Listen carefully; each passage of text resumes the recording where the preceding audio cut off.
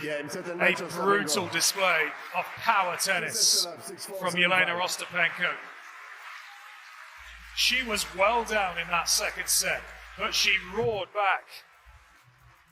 They said she couldn't conquer clay. She silenced them against grabber. And tonight, facing a former Grand Slam champion on the crimson dirt of Linz, she waged an all-out battle for 1 hour and 42 minutes, and came within 6 points of extending her reign. Not 6 games. Not 6 sets. 6 individual points separated Alexandra Eala from Elena Ostapenko across 2 savage sets on European clay. And if you believe this defeat tells the story of a player who has no business on the surface, then you didn't watch the match. You read a scoreline. And a scoreline is a fabrication when the truth is buried inside the numbers. Stop everything. Crank up the volume. Put the phone on airplane mode, because this is the video the tennis establishment desperately does not want going viral. They want you to see the final score, 4-6, 5-7. They want you to scroll right past it, file it under Eala cannot play on clay, and move on. They want the narrative to stay neat and tidy. Hardcourt player loses on clay to a Grand Slam champion, case closed, nothing to see here. But I am about to crack open the case file and expose what actually unfolded on Court Central in Linz tonight, point by point, stat by stat, because when you decode this match through the lens of tactical analysis, what you uncover is not a defeat. What you uncover is a declaration of war. 74 points to 68. That is the total points tally. Ostapenko, the 4th seed, the 2017 French Open champion, the woman who has spent her entire career terrorizing opponents on clay with a forehand that could shatter tectonic plates, claimed only 6 more points than a 20-year-old Filipino competing in her second competitive clay match of the entire season. 6. In a sport where 1 shanked return, 1 netted forehand, 1 double fault at the wrong instant can swing an entire set, 6 points is not a margin of supremacy. It is a margin of survival. Ostapenko didn't dominate this match. She endured it. Let me walk you through the stat sheet, because it narrates a story the final score desperately tries to bury. First serve percentage. Alexandra Eala deposited 88% of her first serves into the box. 88, on clay, in her second match on the surface this season. That figure is elite by any benchmark on any surface. For comparison, Ostapenko, the reigning French Open champion with over 500 career matches of experience, landed 83% of her first serves. Eala outserved Ostapenko on first serve precision by 5 full percentage points. The 20-year-old from the Philippines, the girl they insisted could not compete on clay, was placing her first serve with greater accuracy than a Grand Slam champion on that Grand Slam champion's finest surface. Let that marinate for a moment. But here is where the brutal reality of clay court tennis reared its head in the most excruciating way imaginable. Eala captured 52% of her first serve points. Ostapenko claimed 54%. On first serve, they were virtually indistinguishable, 2 percentage points, a rounding error, a coin landing perfectly on its edge. Neither player overwhelmed the other when the first serve landed. It was trench warfare. 2 soldiers exchanging fire from opposite bunkers, neither gaining a single centimeter of ground. And that reveals something critical about Eala's caliber tonight. She was not outclassed. She was not overwhelmed. She was standing toe-to-toe with a former Grand Slam champion on clay and matching her shot for shot on first serve points. Now, here is where the match was truly decided. Listen carefully, because this is where the tactical lesson lives. Second serve win percentage. Ostapenko won 67% of her second serve points. Eala won 0%. Let that number sear itself into your brain. Every single time Eala missed her first serve and was forced to produce a second, Ostapenko won the point. Every single time.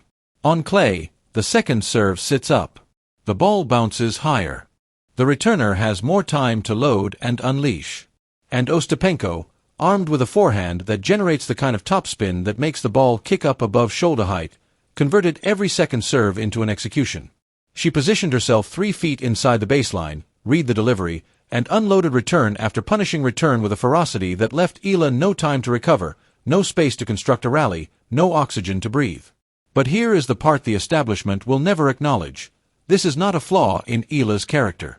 This is not a flaw in her mentality.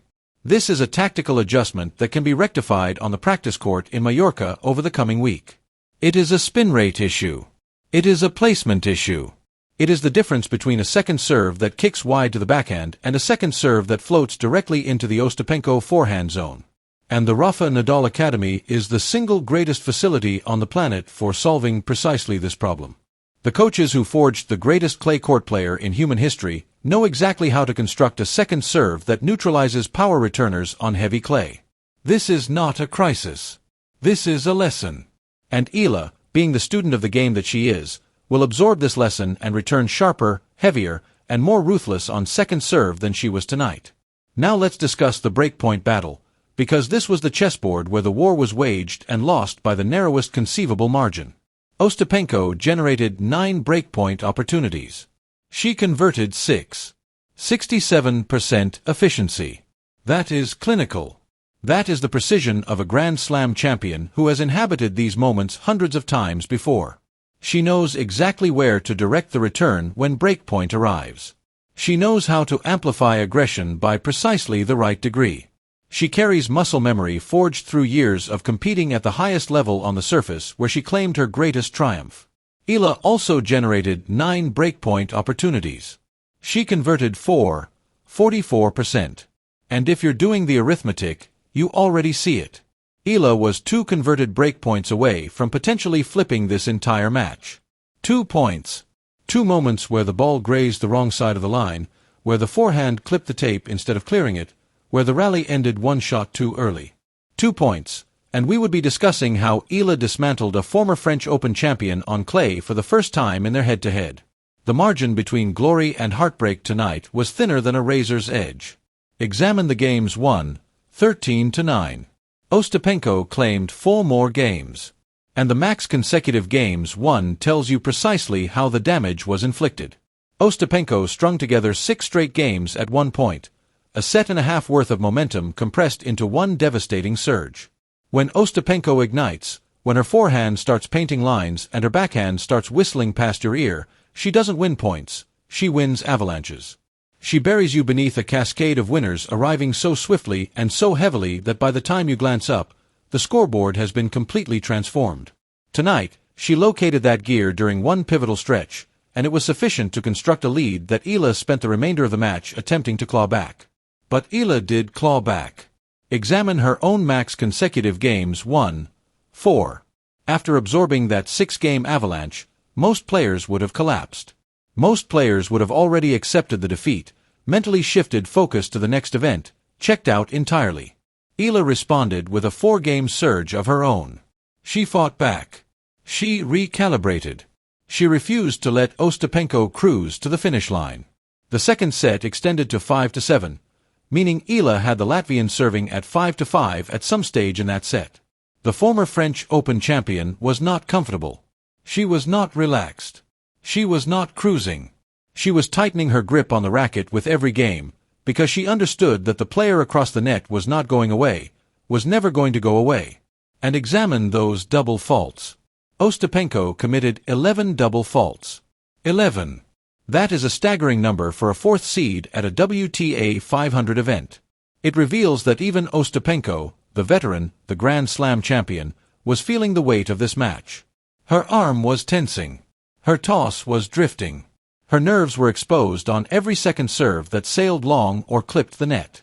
She handed Eala 11 complimentary points, 11 gifts wrapped in pressure and anxiety. And still, Ostapenko prevailed. That is how razor-thin this contest was. A player can commit 11 double faults and still win, because at this level, the margins are measured in millimeters and milliseconds. Eala committed 5 double faults, less than half of Ostapenko's total. She was more composed on serve, more controlled, more disciplined. But disciplined without a lethal second serve on clay is like carrying a shield to a gunfight. You can deflect the first few rounds, but eventually one gets through. And that 0% second serve win rate was the bullet that penetrated. The receiving points narrate another gripping chapter. Ostapenko captured 35 receiving points. Eala captured 34. 1-point differential on return. 1.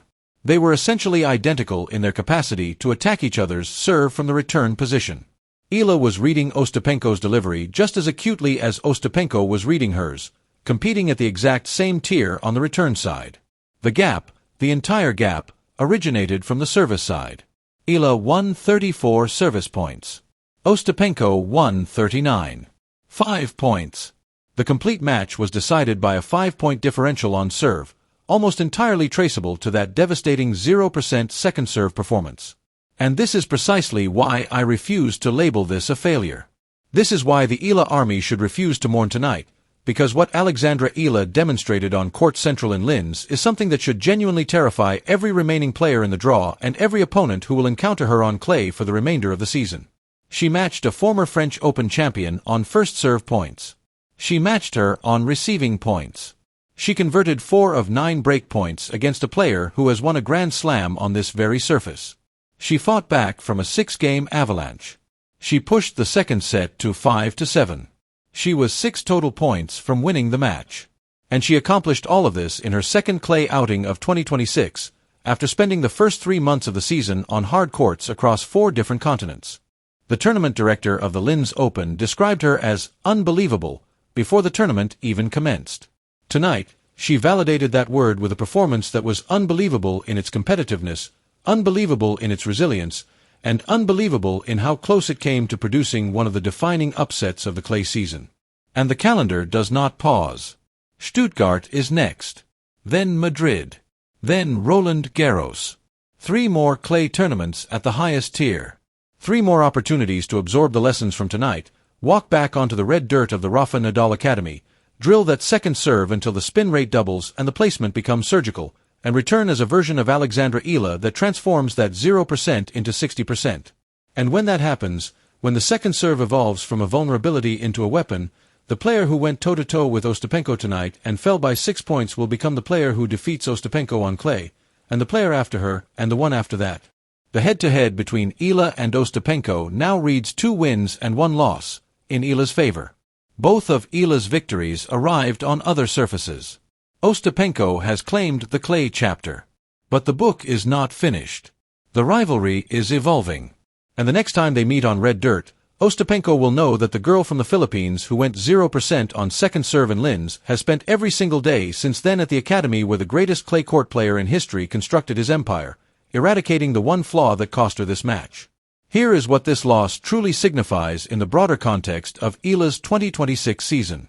She arrived at the clay swing carrying a career record of 14-21 on the surface. She captured her first clay match of the season against Grabber in straight sets.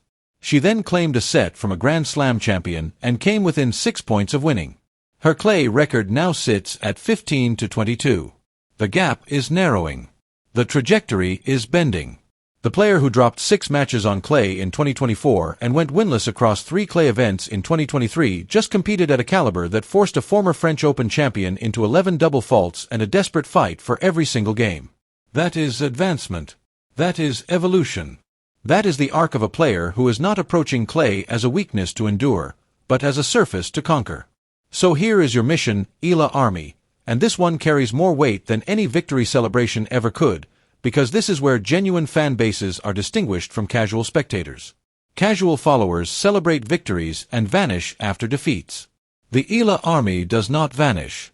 The Eala Army doubles down. Share this video, not because it is effortless, but because it is essential. Demonstrate to the world that 115 million Filipinos do not abandon their warrior when the scoreboard doesn't bend in her favor. Flood the comments with your analysis. Tell me what you observed in Eala's movement tonight. Tell me how her topspin compared to the Grabber match. Tell me what second serve adjustments you believe the Academy should prioritize. Tell me how she should approach Stuttgart. Tell me how she should attack Madrid. I want tactical dissections, not tears. I want analysis, not excuses. Because Alexandra Eala doesn't make excuses. She makes adjustments.